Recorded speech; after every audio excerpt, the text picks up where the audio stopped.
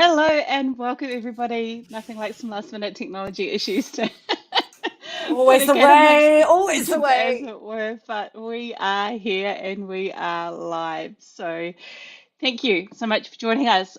Welcome to the Women IT Pros APAC call for March 2022. My name is Sonia Jess, and if you don't know who I am a cloud advocate within Microsoft with a long career as an IT pro, both on-prem and in the cloud. And with me is my amazing co-host, Jess Dodson. Say hi, Jess. Hi, Jess. Yes, I am Jess Dodson. I am a customer engineer with Microsoft, identity security focus, a recovering systems administrator. I lurk a lot online as girl gems. You will have seen me floating around probably and swearing at things.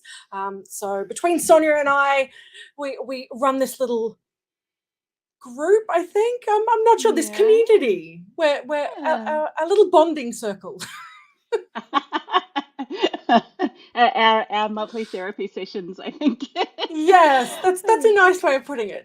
It is. Look, yeah, we aim to bring you a mix of topics. Sometimes we talk about really technical stuff, sometimes it's not so technical. But this month, Jess and I are going to talk about productivity and focus. Now, I don't know about you, Jess. My role here at Microsoft has been a work from home role even before the global pandemic.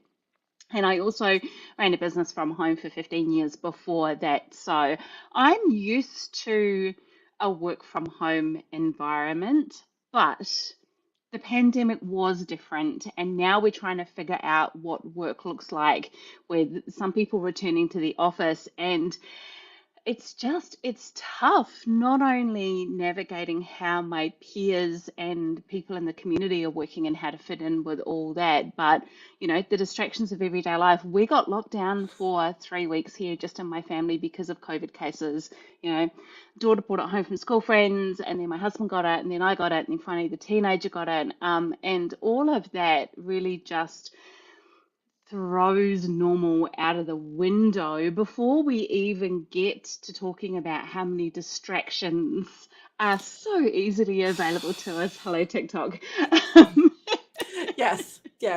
YouTube, Twitch, the PS5 that sits downstairs. Yes. And I have to admit, for me, so my role hasn't been work from home primarily. So when I first started here, it wasn't work from home. And prior to that, my job at N-1 was very much bum on seat in an office. So working from home and that shift to working from home 100% of the time was, I'd like to say it was hard, but for me, I actually found it easier. I found it, for me at least, I'm able to get a lot more done when I'm at home. And I think that comes down to that blurring of lines between what is work and what is home. And for some people, that's a good thing. And for some, it's a bad thing. For me, it was kind of a good thing in that it meant that I could get more done. And as this new normal has maintained itself, it's become a bad thing. There's definitely hints of burnout. There's definitely more online at 10 o'clock at night, reading emails, checking Teams, waking up in the middle of the night, wondering whether I'd done something, getting up, going into my room, which is literally, my office is like 2 paces from my bedroom. So it's that, where do you draw that line? Where do you stop working and start living when your work and your life are very much intertwined now? And look, we could do a whole session just on burnout and work-life balance, couldn't we, Jess? That's something that we talk about Oh, yes. quite a bit. Yeah, absolutely. So I just want to say hi to everyone that's joining us on LinkedIn Live. I can see your comments, so hello. We'll be watching those and bringing up any points that you want to share with us, because Jess and I, have certain experiences that we've lived, and we can give you some tips. But please feel free to chime in if there's things that work for you or things that you tried that don't work for you. We'd love to see you sharing in the comments. For some reason, LinkedIn doesn't want to let me post a comment on the LinkedIn feed. I think I might be just like upsetting the matrix a little bit too much with the amount of technology that I've got going on here with different screens, but we certainly can see you. Hello to everybody. Jacinta, Kirsty, Melina, Heidi, Pierre, hello. Thank you for joining us. And of course, we're live on YouTube as well. So if you are watching us on YouTube Live, hi and welcome. So let's get stuck into some tips. And I'm going to go first down the path about this work from home life because we have some people who are doing it now because their first experience with being able to work from home was because of the pandemic. We've got people who are choosing to continue to work from home, even though some of their colleagues are going back to the workplace. And then we've got people who might be doing a mix of a few days in the office and a few days at home. Or I think workplaces where they can be with the roles that people do are being a little bit more flexible about that. But we've spoken, Jess, about how that is a blessing and a curse sometimes. So, what sort of tips do you have for how you run life things that make working from home easier? So for me, I think the big ones are around that making, and it comes down very much to your employer as well. So I know that Sonia, you and I are very, very lucky. We have a very fantastic employer who is good with flexibility. They understand that life happens. They understand that you have a family, you have responsibilities outside of your job, and they are very understanding of that. So being able to plan your work around your life is, for me, the biggest tip that I have. Some people, your 8 hours may not be 8 straight hours. If your work allows you to split that up and do an hour or two in the morning prior to getting the kids up and getting them ready to go to school, and doing that drop off, and then come home, do another stretch, then do pick up, and then do a little bit afterwards, that's fantastic. And I'm really lucky that mine allows me to do that. Um, at the same time, I think not everyone is in that lucky scenario. And it's a matter of, if you are working from home, and particularly if you're working from home and you're in a caring role where you do have either young children or elderly parents or people that you have to look after at home, it can be a bit of a struggle of trying to do that balance. And having a separate area that is designated as, this is my work area, is probably my big one. This is where I come to work. This is where I come to do work. And if I'm here, I can't be interrupted. I'm doing something. I have seen a lot of people use like the productivity hack of using like a red-green counter that they have on their door to say, green is yes, you can come in, you can disturb me, it's totally fine. Red means I'm in a meeting, I can't be disturbed, please don't come in and bother me. And I think that's a really fantastic idea. If my 4-year-old would pay attention to it, I would 100% use it.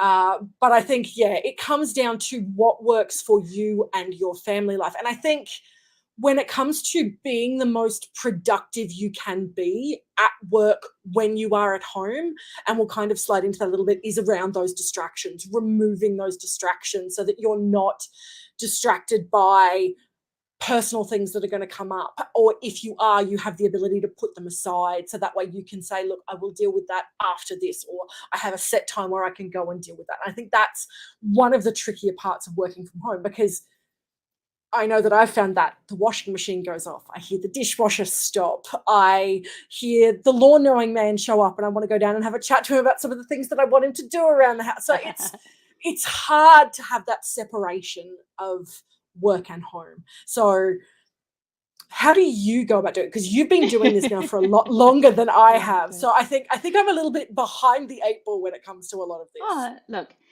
one of the things about these tips is that people are going to find what works for them. And so, you and I are very much sharing what we found works or doesn't work for us. And I hope that people in the chat will share their experience as well. But there is no one set of rules for this, right? It's like parenting. There is no one rule book that's going to work for every family and for every child. And so being able to experiment and figure out what works for you and what doesn't work for you is really important. I actually have found that I can get hyper focused on my work to the point where I haven't moved from my screen in a couple of hours, and that is not great for my health. I started to get some back problems. I did upgrade my home office chair, which has helped. But what I've ended up doing is a couple of techniques to help break up my propensity to sit and do the work, because when the kids are at school and there's nobody else in the house but me, if I get deep into a task that I'm really enjoying, I just won't move. And you don't have those moments where somebody else in the office is coming up to you, or they're walking to the, the common area to get a coffee, and you go and take a break or grab a glass of water, or whatever. So what I tend to do is I use those household tasks as a forcing function to take a break from my screen. So I actually like the fact that I can get up after an hour or so and I can go and, pig out a load of washing, or I can load the dishwasher with the breakfast dishes and turn it on, or empty it. I actually use those as a bit of a break. And when it's not something that's sort of on a time schedule, like an appliance finishing, I'm even doing things now like walking out to the back garden and watering some of the plants, or trimming some of the hedges just for 5 or 10 minutes to get me out in some fresh air, and to get me in the sun. And I found that works really well. The other thing that I do is my Fitbit watch. I've got a Fitbit Versa 2, and my Fitbit watch has these step goals. So mine is set for 250 steps an hour, and at 10 minutes to the top of the hour, it'll tell me how many steps I have left to reach my 250 step goal. When it gets to 10 minutes to the top of the hour and it's telling you still have 250 steps to do in the hour, you haven't moved. And so I'm really going, okay. And rather than just like silencing that notification, if I can, I'm making more of a conscious effort to get up and move, because I just don't, I really don't. But it's really funny because I think that people have the expectation that if you work from home, you have like this spotless house and everything is organized, because like if you're at home all the time, surely you're maintaining, a spotless house at the same time, because you're literally in that space, right? And like nothing is further from the truth. So little things for me, like just the schedule of when the laundry gets done mostly. So I need to wash and do laundry on a Wednesday night, and I also need to do that stuff on the weekend. So we do that on the weekend as well. And then on the weekend, I also figure out what our meals are going to be, our dinners are going to be for the week, and I grocery shop to that list. So in the morning when I get up, I can go and take anything out of the freezer that I need for dinner that night.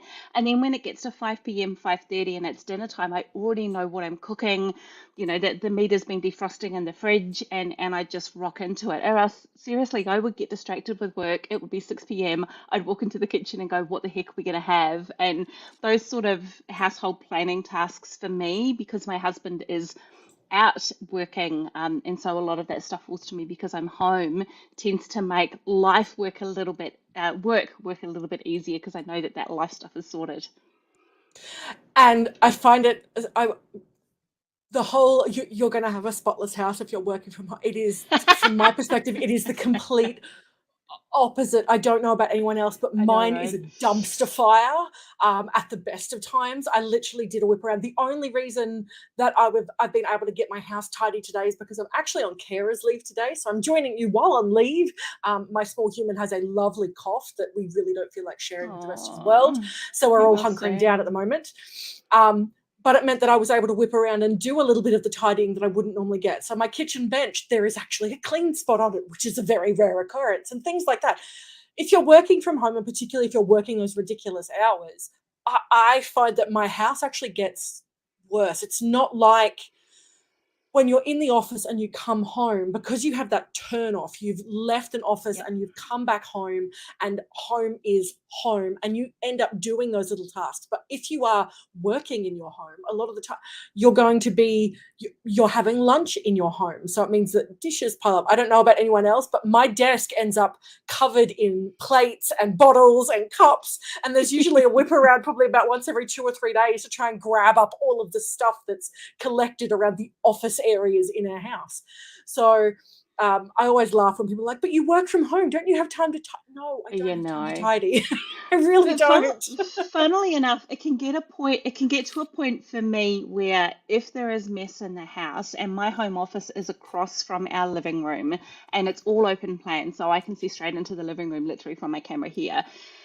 if that room is messy, there is like a breaking point for me. Like it can be a certain amount of messy and I'm okay with it. But once it starts to get to me too much, I'm like, no, that is distracting me. Every time I walk past, I see it. And I just need to spend some time to get on top of that so that my brain can focus on my work because I find it distracting when things get too out of order. There is a little tolerance level where I hit my tipping point and I go, no, I need to be working in a clean environment because it's just distracting me too much.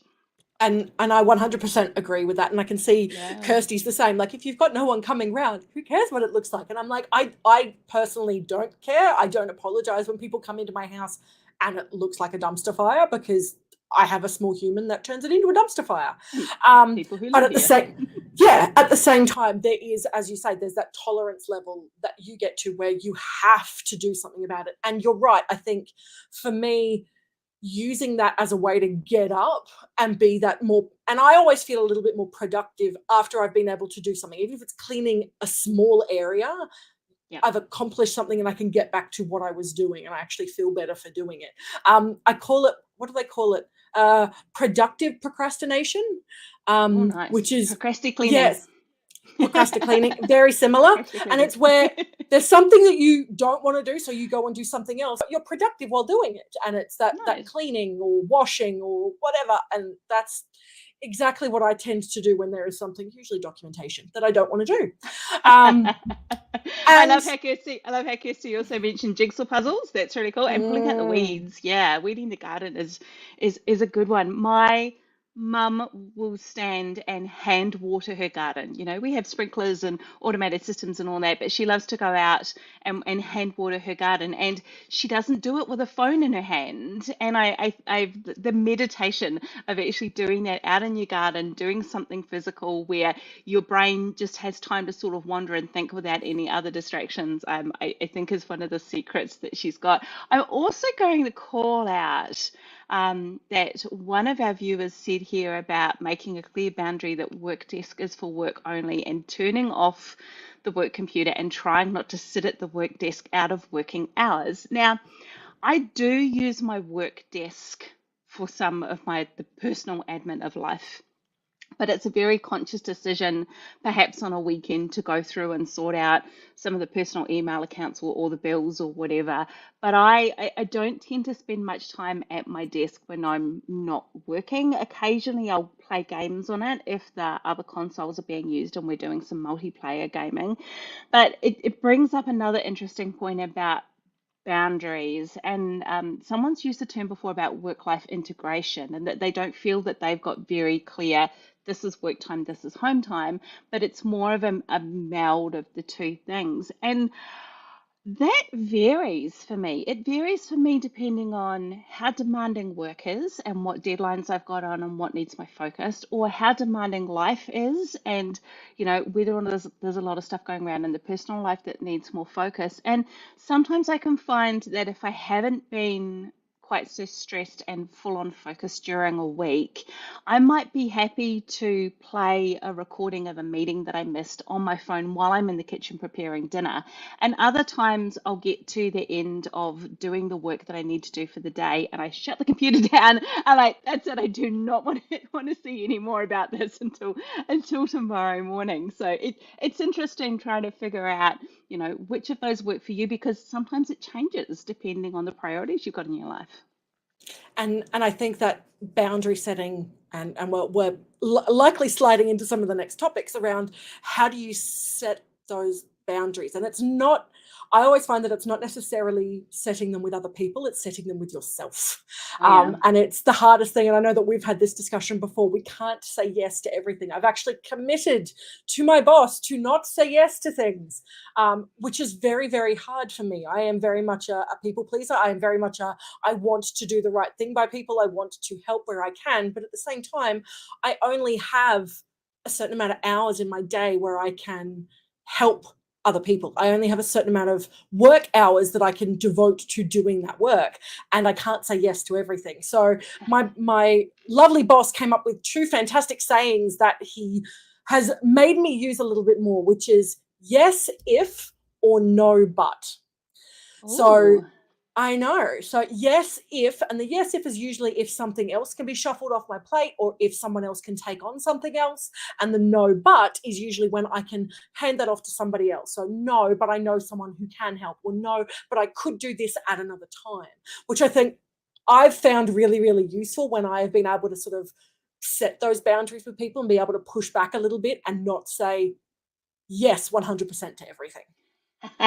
And look, I think it's worth, if anybody's tuned into this session just for that one little tip, has certainly been worth joining to attend. I love that approach, and I often talk to people about a tendency to default to saying yes based on our capability. So when someone asks if we can do something, we automatically default to a mindset of, yes, I am capable of doing that because I know that it's something that I can do, as opposed to sitting down and looking at it from the perspective of capacity. Do I have room in my life and my work schedule to do it? And so I'm a lot better now with experience about saying yes or no to things based on my capacity to do it rather than my capability to do it, because sometimes you do have to say no to things that you are capable of doing because you just have other commitments and there are only so many hours in the day. But I love that this kind of segues us into talking about how you plan your tasks, things like saying no. How do you keep on top of everything that you said yes to and where that's all at? How do you manage that, Jess? So for me, mine is a combination. I do use a lot of tech to be able to do it. So I have a mixture between work and home. So work very much focused around my Outlook calendar, and my Outlook calendar has everything in it. And that it does include any of my personal stuff that overlays with work hours. So if it is inside of a work hour, personal stuff has to go into my work calendar. Otherwise, I will end up being double booked and I will disappoint someone. So I want to make sure that that's covered. I have a lot of OneNote. My OneNote, my OneNote is absolutely massive. So I have what is considered to be my primary work, and there is a OneNote for that. But I also have what's known as my side projects, and I have a set area for all of my side projects. And I think the big thing for me is setting how many side projects I can work on at any given time and what their deadlines are. So for me, the big one is making sure that all my side projects, I'm not taking on more than 10. And within those, that there's only 2 or so due each month. Otherwise, I'm just not going to be able to focus. I'm not going to be able to give them enough time, and something is going to fall. I call it the balls juggling. So when you're juggling balls, you can only juggle so many balls at a time without some falling. So how many balls can you keep in the air? And for a lot of people, that might be a lot.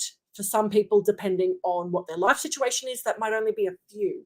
And there's no shame in, and no judgment and no guilt in however many balls you can keep in the air. It's what works for you and your situation, because you don't want to end up going down the burnout path. So the other one that I use quite a lot for home, I have a subscription to something called Todoist. I am not a partner. I don't partner with them or anything like that. I just love them. I think they're fantastic. I have it on my phone. I have it on pretty much everything. It ties into my Outlook as well. And I put my tasks into my Todoist. The big one there as well is that it will alert you. So it will tell you things. And for me, it's little things like, have you taken your medication this morning? By the way, it's midday. Have you had lunch? So it's the little things that will, for me, prompt me to remember to do things. And they're the big hacks for me. I need that push. I need something to tell me that I need to do something. That's really great. I'm another person who lives with my calendar, as keeping track of the things. And obviously, calendars are good for things when you've got a meeting or an online meeting that you've got to attend, right? But I use it for putting in reminders for things. If I think of something that I need to do next week, I'll go in and put it in my calendar so that when I'm looking at my calendar for Monday, for example, it's there as a reminder to call somebody or to do something, even if it's not a meeting per se. But I do one of the things that a lot of productivity experts will tell you not to do, and that is I use my inbox as a to-do list. And I know that goes against the grain of some of the productivity advice, but I am fanatical about bopping emails on the head when they come in, or at least once a day. So when I start my day, I will go through my inbox and I will either read and delete something, read and file it, send a quick reply if it's something that I can action there and then and it gets it done. Or if it's going to take a little bit more thought and planning, I'll leave that in my inbox. And then I move on to the focus tab. So of course in Outlook, we have this, if you use the focus feature in Outlook, the stuff that is other, so that might be notifications from systems, or it might be newsletters, or whatever it is, the stuff that the system is learning isn't quite as important or urgent to me, then I'll go and tackle that. And quite often, honestly, it's just skim reading down that list of emails on their subjects and then deleting them. It's very rare that anything that lands in my other tab actually needs me to click into the email and look at it. And I do have the reading preview up so that I can glance through things, but it's really quick to sort of triage that stuff, and it means that it's not getting stuck in with my important things. But my inbox at the moment is sitting at around about 31 emails. And that's sort of the level of the stuff that I'm working on. I know that if I'm super busy or if I've been away, but even if I get busy and I don't have time to go through that triaging process, my inbox will start to head towards the 100 mark. And if I've got 100 emails in my inbox, I know that I'm not functioning as I normally do with how organized and in control I take of my inbox. So I'm sitting around the 30 mark, which is about right for the different things that I'm managing with different things that I'm doing at work. Aside from the inbox, we also use Azure DevOps. So we have a board in Azure DevOps where we create an item for the different things we're working on. And that gives me a really big picture view of all of the different things that I've said yes to, when their due dates are, and I can go up there and put little comments and make notes in those individual items to go, meeting plan for next week about this, like this one I'm waiting for an answer back from the product group. And so that Azure DevOps board gives me that bigger picture of all the things that are going on that might not necessarily be an email, or that I want to keep a bit of a history of tracking of where the task is at. And the great thing is that gives visibility to the rest of my team and to my manager about what I've got on my plate as well, so that we can all see it. In addition to that, so it's kind of like using Todoist but on a team scale. In addition to that, I use good old-fashioned paper. So I've got on my desk at the moment a Kiki K weekly planner. And in the Kiki K weekly planner, I will sit down in the morning and I will write the 2 or 3 things that I need to get done that day. So out of all of the things I said yes to and that I'm working on, what if I looked at this list and I ticked it off, would I be happy at 5 p.m. of going, yes, I did the things today that needed to get done today? And sometimes it's like, today there isn't a lot of meetings, so I want to work on this particular document, and I'll write that down. And if it doesn't get finished that day, that's okay. Like, I can move it over to tomorrow. That's not the end of the world. But it helps narrow down my focus to what really are my big rocks out of everything that I could do that I need to focus on doing first today, that are my priorities. So yeah, sometimes good old-fashioned paper or post-it notes is a good complement to technology. And I have to admit, I love being able to use paper. My only drama with paper, I am a shocker for losing it. And I'm a shocker for buying tons of them. I've got to admit, I'm a stationery addict. I think stationery is amazing. Kiki K, I'm not allowed to go in there by myself. And I've had them and I've used them before. My drama is that I tend to find that it's the same tasks that are appearing. And I can see that Kirsty has actually mentioned it. Anything that is 3 months or older, she gets rid of. And I've got to admit, I've been in the position where I've had tasks that have been sitting there for 3 months or more that I just haven't got to. And I'm like, these are never going to get done. I don't know why I put them on this list. So trying to manage that. And if you write it down, I have to admit, you're more likely to want to get the joy of crossing it off. I've found, like, if there's a task that I really don't want to do, if I've written it down on a list of things I have to do, that there is a very big satisfaction in getting to cross that off. And I think that's always really, really good. But for me, I just end up with lots of pieces of paper with stuff written on. I don't know which one's the most recent. And I'm like, did I do that? I thought I did that. I am blown away by anyone who can use their inbox for their task management. I can't do it.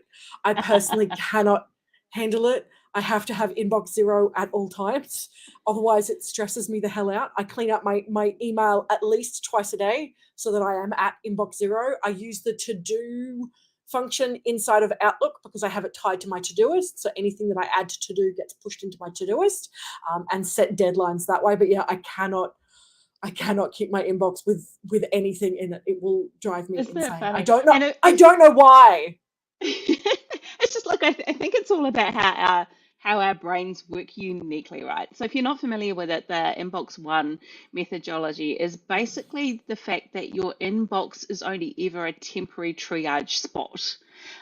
It's not somewhere that you should be actively working out of, and there's a process for what happens when an email comes in, whether it does get actioned or deleted or moved into a folder or what you do with it. I Unfortunately, my brain does this whole out of sight, out of mind thing though, and that if it's not in my inbox, even if it's in a folder called not my inbox, just Or having it to in a do. subfolder, I know, just Yeah. having it in a subfolder for some reason just makes it less important to me, and my brain goes, oh look, the inbox is empty, we mustn't have anything to do today. But I cannot deal with a very high number of unread emails, and I think, when I see people that have over 2,000 emails in their inbox, or even when I get a high unread count, like, no, that just stresses me out. Yeah, it drives me insane. And I think that's one of the other big productivity hacks that a lot of people don't seem to get on top of. I think email is probably one of the biggest things, is that as soon as an email comes in, people will immediately gravitate to their email client. And I think getting that time away from it and literally shutting it down for periods of time Yep. during the day can really help your productivity. Because otherwise, every time a new email comes in or it pings, like, you want to go and see what that is and see if it's important, see if it's something you have to do. And that can really blow your focus. So that's a nice little segue into our next section, which is talking about focus. And I think this whole topic of removing distractions really is important. Like you, if there is something in particular that I really need to focus on and concentrate on to get it done, I will shut down Teams and I will shut down Outlook and I will shut down any other browser tabs that I had open that aren't relevant to the task that I'm working on. And I need to force myself to get rid of those. The challenge is it's really easy to hit the new tab and go back to Twitter again. And so, but when you do get into that flow of that focused task, the time flies and it really is worth doing. But I'm like you, I like to literally shut down any of my other applications, including emails. Now, I don't know whether or not it's a feature yet. Kirsty's probably one of the people who could tell us. But there was a feature that I saw. It might have been an add-in for Outlook. It might have been Boomerang. I think it was Boomerang that had it, where you could pause your inbox so that no new emails would come into it for a period of time. And it was basically just stopping the client from refreshing with the server and bringing in the new data. But that meant that if you needed to have email open because it had information in it that you needed to work on a task, you weren't You getting any still new do emails that. coming into it. You could still do that. Yeah, it was a great little Hmm. feature. I don't tend to, I don't tend to, I don't tend to need a lot of emails open when I'm working on a focused task because I've usually sort of got the information in my head and I'm working in, you know, Docs or Word or SharePoint or PowerPoint and usually a lot of websites. So it's not very email based, but certainly shutting down a lot of those other applications to focus on the one thing that you're working on is really useful. Have you got any other tips for how to maintain that focus on the task that you need to be working on? I've always found, for me at least, I need background noise. And I think working from Ah, home has made it really, really hard. I need something, even if it's, and I think it comes from working in open plan offices for all of my working life until now, and not having some form of background noise. um, I find it quite distracting, which is bizarre. And I didn't realize it until about midway through pandemic, so sort of around beginning of last year. And I'm like, why am I not getting as much done? Why do I keep getting distracted? What is it that is causing me to keep breaking from what I'm doing and lose my focus. And I found that it was because I didn't have background noise. So I tend Wow. to run a Spotify playlist, be it instrumental music, so that I'm not listening to the words or trying to follow along with the words. Or the other thing that I do is I run a YouTube playlist of just comedy. So random Ah, comedy stuff, mixture of things like QI and 9 out of 10 cats, and just snippets from those kind of things that run in the background. And it's that mixture of wow. talking and laughter that, for me, that's what allows me to concentrate and keep going, which I found really bizarre. So this is fascinating because I'm the exact opposite. If I've got noise, I can't concentrate. And it's worse for me when it's either songs that I know the lyrics to or it is conversations. My husband's favorite TV shows are sitcoms, and my brain can't deal with the constant laugh tracks in those shows. Like I do enjoy sitting down and watching a sitcom sometimes when I need a laugh, and we've watched shows as comedies and stuff, and they're good when I'm in that mood. But when I'm working, that would be way too distracting for me. And I can listen to music that I know and that I'm familiar with if I'm doing light tasks. So if I'm doing like organizing tasks or whatever, there are certain tasks that I can do with music that I'm familiar with. But if I'm trying to, especially if I'm creating, if I'm trying to plan steps or write words, my brain is singing the lyrics, right? And so I find it really hard. However, I like your suggestion about sort of the different playlists you use. We should maybe create a chat in the Women IT Pros group, sharing people's favorite playlists to work by. But I've got a few different ones that I like on YouTube that are focus music. So if you just go to YouTube or Spotify and you just search for things like focus music or study music or even lo-fi, there's a lot of good stuff in there that's really nice to put on in the background. The other one that I found that I'm going to put up as a banner is one called Brain FM.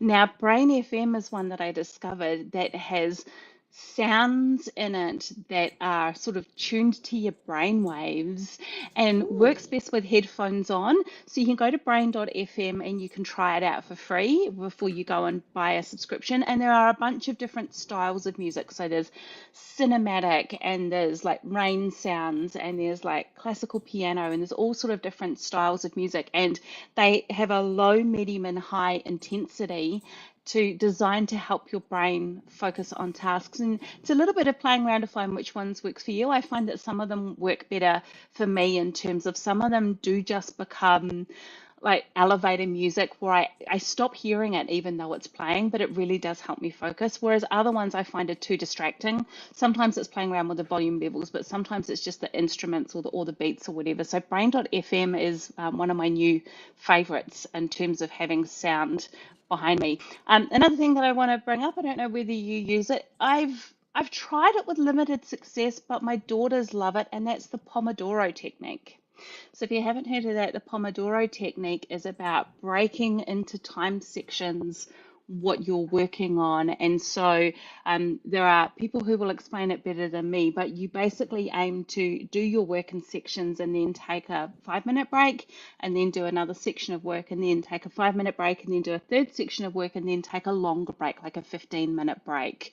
And those sort of enforced breaks, if you go and search on the internet for Pomodoro technique or Pomodoro timers, there are a lot of applications that are free that act as that timer for your work and your breaks. And there's a lot of websites that are just online that you can just run in your browser for that as well. So that's an interesting technique that my daughters use when they're doing their homework or their study. And I love, I see that we've had Sin come in and say that she hates background noise. I've got to admit, for me as well, like I hate wearing my headphones all the time. It drives me Yeah. insane. So I actually do have speakers attached to my machine so I can switch between where I'm getting my sound from. So particularly if I am listening to someone and I'm still at my machine, I will do it coming from my speakers rather than from my headphones, because I do agree, like there is, after a time, the pressure feeling of Yeah. wearing headphones for 10 plus hours a day, it does get a bit too much, and I do want the release of not having to wear them all the time.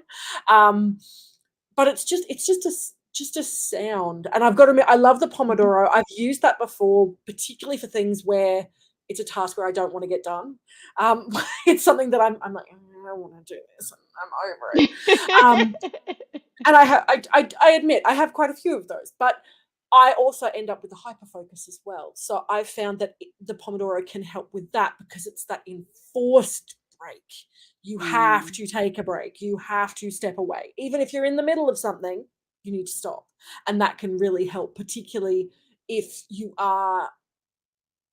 I always find that if I'm sitting for long periods of time and when I get that hyperfocus, you actually end up quite stiff. You end up quite tensed up, and needing to take that break and step away is really important. Otherwise, you can do yourself some interesting injuries.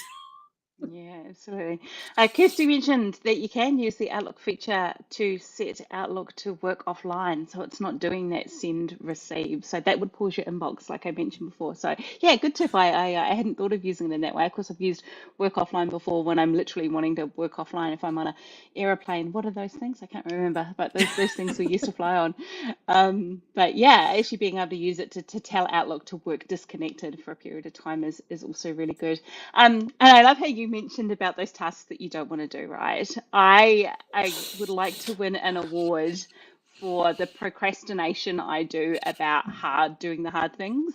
And I normally find that the procrastination about it is worse than actually knuckling down and getting the damn thing done. Because once I get into the flow and then once it's done, I'm like, okay, that actually wasn't a big Not deal that as my bad. mind was making it out to be. And so sometimes I think this little human nature brain needs the reward of what we're going to do afterwards, right? It's like eat your vegetables and then you can have dinner. I need to turn around and go, look, just get this thing done, and then you can You don't have binge to worry Netflix about for it an again. hour, or like, what is my reward for getting this thing done? So Yeah. it's interesting because I was reading some time management stuff. Actually, on my LinkedIn feed, I shared something today with productivity tips from some experts talking about hybrid work. And someone was mentioning about how doing hard things is out of our comfort zone, and our brain keeps on wanting to go back to the thing that is less horrible and less awkward. And so we're constantly being pulled to go to the distractions that take us out of that feeling of unpleasantness. And we just have to push through it, because it's not necessarily that the work that we're doing is horrible. It's just usually that it means that it needs more focus, or we have to create rather than consume, and it takes a lot more sort of energy for our brains to go and do that thing that we say is harder, because it does require more effort. So I love yeah, that. the It's the brain create. the brain likes being Bloody lazy. documentation. Always documentation. I'm like, I don't want to do it. Oh, that's awesome. So we started talking about some technology tips. Do you have any other tips for how you use technology or things you do with your tech?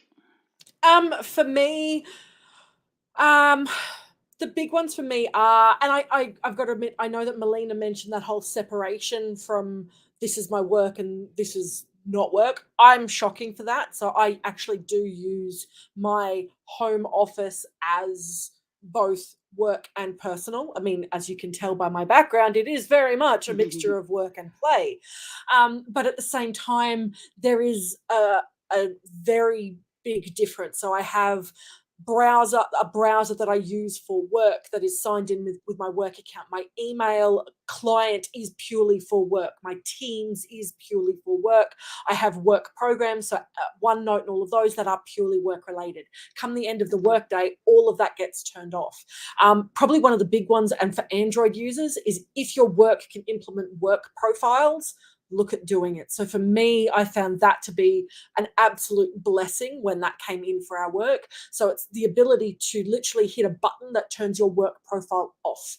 So once your work profile turns off, all of your work apps, email, Teams, Authenticator, everything, like I literally cannot log in because my Authenticator is turned off on my phone, which is almost an enforced, you are out of work hours, don't do work, which I've found to be really beneficial, because if I turn my work profile off, that's it, I'm not working. I don't receive any of the notifications. I'm not interested in seeing it. at the same time, there is that push to want to turn it on like on a Sunday afternoon just to see what Monday's going to bring. So I'm getting better at not doing that and only turning it on Monday. But that's probably a trickier work-life balance thing that I haven't quite got yet. Other than that, I think it's making that distinct separation, because otherwise it can, and I'm totally fine with the idea of a work-life blend, but I think once it blends too much, you never really turn off, and that's when it's just going to become too much of a drag. And I think Yeah. that does lead to that burnout. Yeah, good point. So I have an iOS phone, an Apple phone, and so with my iPhone, I have moved all of my work apps to the very last page of icons on my phone. So I can pick up my phone on the weekend and go into Maps or go into social media or do whatever else I want to do on my phone. And I don't see Outlook and Teams staring at me as that little icon that tempts me to go in and have a look. And that doesn't mean that it's a black and white rule for me. Like I said, sometimes I do like to jump into Teams on a Saturday morning because my team is a global team. And so it's Friday afternoon in the US, it's Friday for Europe. And sometimes I like to check in and say hi. I don't make a habit of it every weekend, but it's not a hard and fast rule for me. But just having those icons on that last page means I have to make a conscious decision to scroll back and find them, or to swipe down and type it in the search to bring that up. They're not staring me in the face when I want to go and use those other things. I love how you mentioned notifications. Alexandra has just mentioned about using quiet hours in Teams to not receive notifications. That's a really good tip. I generally don't have notifications set on for anything. The only reason I want my phone to get my attention is if someone has called me or they've sent me a text message, and that's it. So I don't have any other apps on my phone pinging me to say that there's been new activity. And my friends and family know that we can chat generally in Facebook Messenger, for example, just about random things and how's your day going and what are you doing on the weekend and that kind of stuff, and it's fine. But if they need me to answer something that is time critical, if they want to know, are you home so we can come around and visit or whatever, they need to call me or send me an SMS, because I don't get glued to Facebook Messenger popping up and telling me that they're a message, and I check it when I'm ready to check it. And it's the same for my work apps on my phone. And so we talked about that sort of blend between when you're working at a computer versus when you're working at a phone. Even when I'm using my phone for work things because I'm not at my PC, I still don't have Outlook or Teams pinging me. Now, the only exception to that is when we've been away for work and we've been together with a group of people, we primarily use Teams chats as a way of keeping in touch. So who's going out for breakfast? What time are we meeting for dinner? Like that kind of stuff. And so I will turn notifications on for those particular occasions. But honestly, if I'm away from my desk and someone pings me on Teams, I'm away from my desk and it can wait until I get back. And the team kind of knows that. I do use my phone to check in with my work things in the morning before I get to my computer. So I'll get up in the morning, have my shower, get the kids ready for school, and sit down and have breakfast. And if they are under control or if they have left the house and I haven't made it to my desk yet, especially while I'm having my breakfast or my morning coffee, I will use my phone to check in on the Teams messages that have come in overnight and go through and triage my emails, see whether there was anything that came through last night that is going to need my priority attention today or not. Quite often it's not, but I do like that little quick burst of check-in about what has gone on in the world overnight while I've been sleeping, especially because I work in a global team. That kind of sets me up for the day before I even get to my desk. So I'm kind of knowing what to expect. But as a general rule, don't love notifications. My other technology tips, ignore conversation. Oh my gosh, if you have not discovered that in Outlook, that is one of my favorite things. And we were having a giggle the other day because Microsoft, being a big company, is infamous at some of the reply all storms that you get when someone starts discussing something on a very big distribution list and a bunch of people will want to be removed from the conversation. Right click ignore conversation will send any reply to that email that has the same subject line in it directly to your deleted items folder, and you will not see it, which is wonderful. I particularly love it for announcements of things like people who are leaving. So if you email and say that you're leaving the team, I will absolutely reply to you, wish you luck, say it was great working with you, and then I will hit right click and ignore the 5,000 other people who are going to reply to everybody to wish you good luck, because that's just makes time for me email triaging. And there is a whole nother conversation we could have about how part of the problem of having too many emails is because we send too many emails. And so we are, it's like you're not in traffic, you are traffic. We kind of create this thing that sort of snowballs. So I love right click ignore conversation. If I do decide that I want to jump back into it, I can go into my deleted items, right click again and find one of those and unignore it so that it starts to come through again. But I tell you what, ignore conversation is just a lifesaver. I do love And it for though. those big conversations, definitely. And I don't think that we are alone. So I don't think Microsoft is alone in that. I've seen that in other organizations, particularly when you do have people who use the two line rather than the BCC. And again, we could do a whole other topic around how to manage email and all that kind of stuff.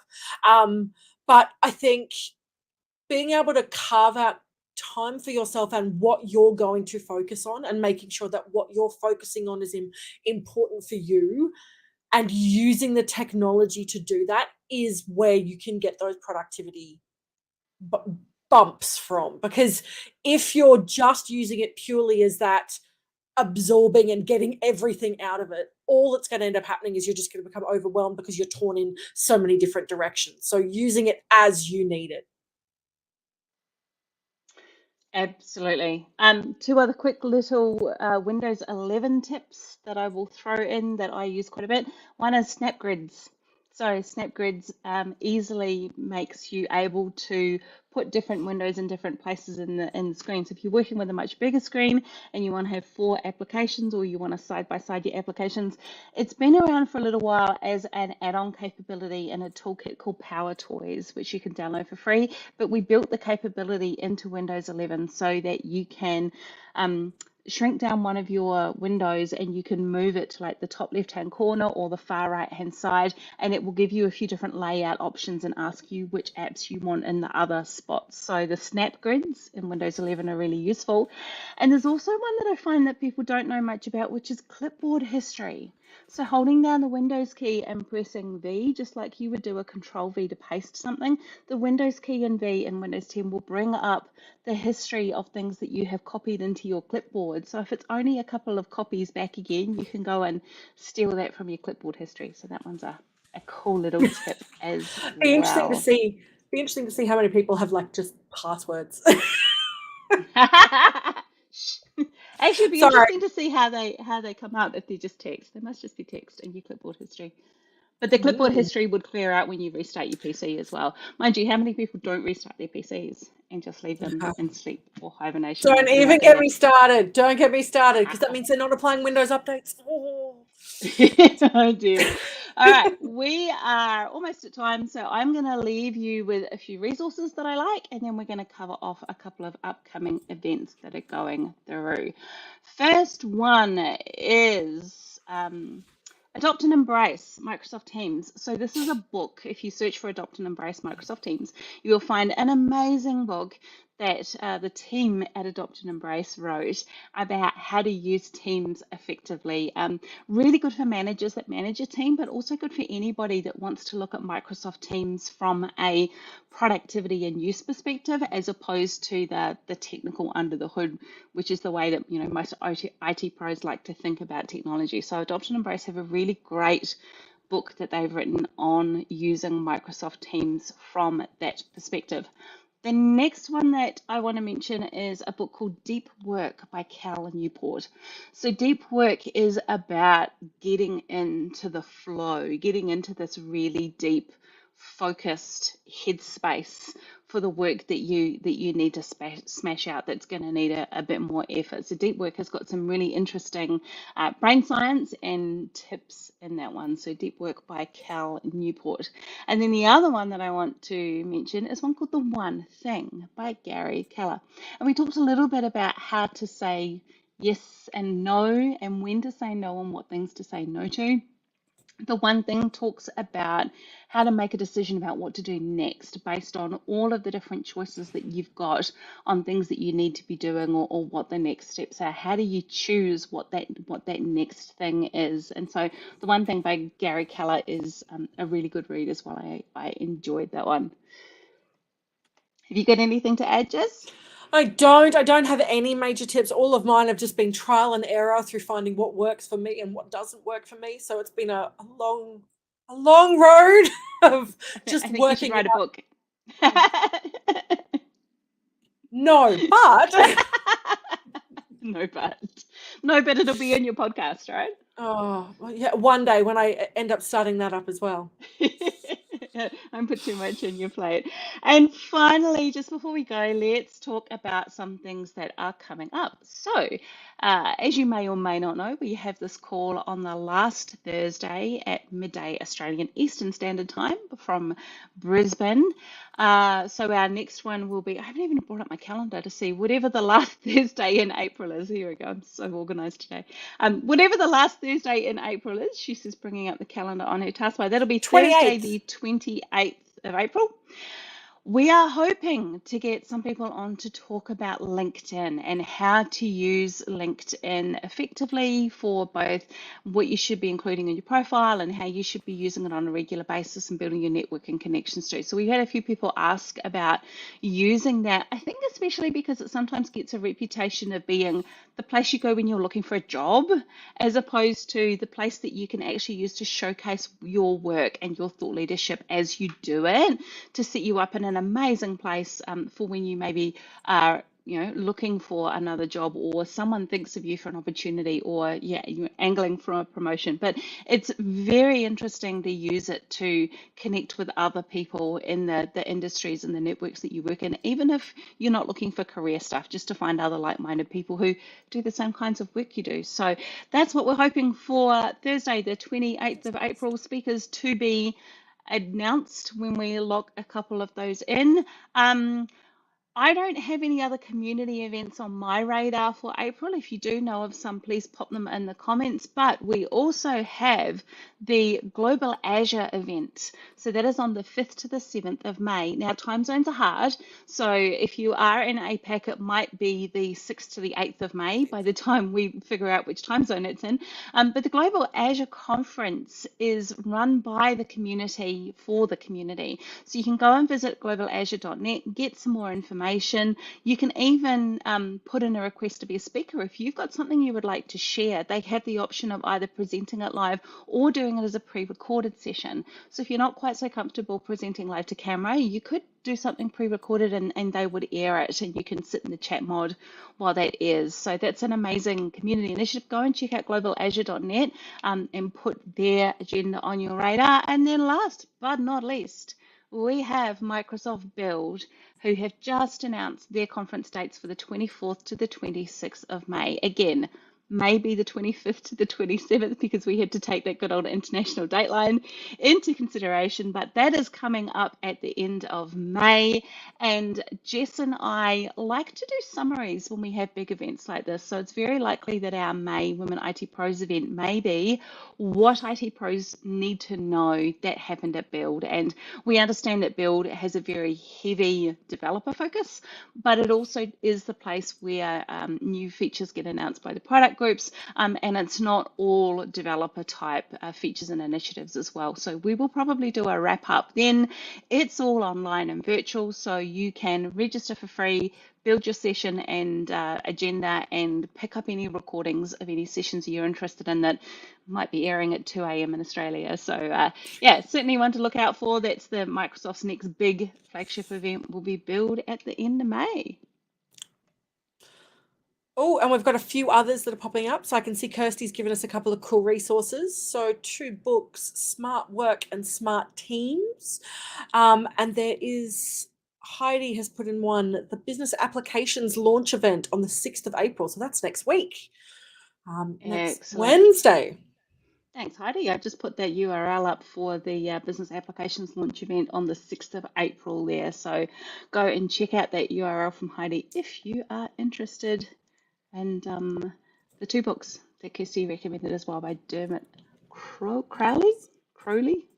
Sorry, Dermot, I don't know how you pronounce your last name, but it's there on the screen for people to go and search for you with their favorite search engine. So that is us. We are at time. Jess, thank you so much. I'm actually amazed that we crammed this into an hour because I know that it is a topic we could have talked for a considerable amount of time on, but I want to thank you, and I want to thank also the people that joined in the conversations. Thank you very much. We appreciate your contribution and your viewership. And yeah, we will see you next month. I'm just looking at Kirsty's last. Kirsty has productivity tips. Oh, on YouTube. Awesome. So go and find Kirsty McGrath's YouTube channel as well. And she also has some great productivity tips. Thank you so much for sharing, Kirsty. You are a legend in the technology adoption and use space. And we're so glad you could turn up today and join us. Awesome. Anything else to finish off with, Jess? Nothing from me. Just want to say thank you to everyone who's come and who's shared their own tips. Hopefully it has been useful, and hopefully you'll be able to take away at least one thing, be it the yes, if, no, but, or capability versus capacity. And fingers crossed it'll help you just a little bit in being a little bit more productive. Absolutely. Fantastic. Thank you, everybody. Have a great month, and we'll see you at the end of April. Bye.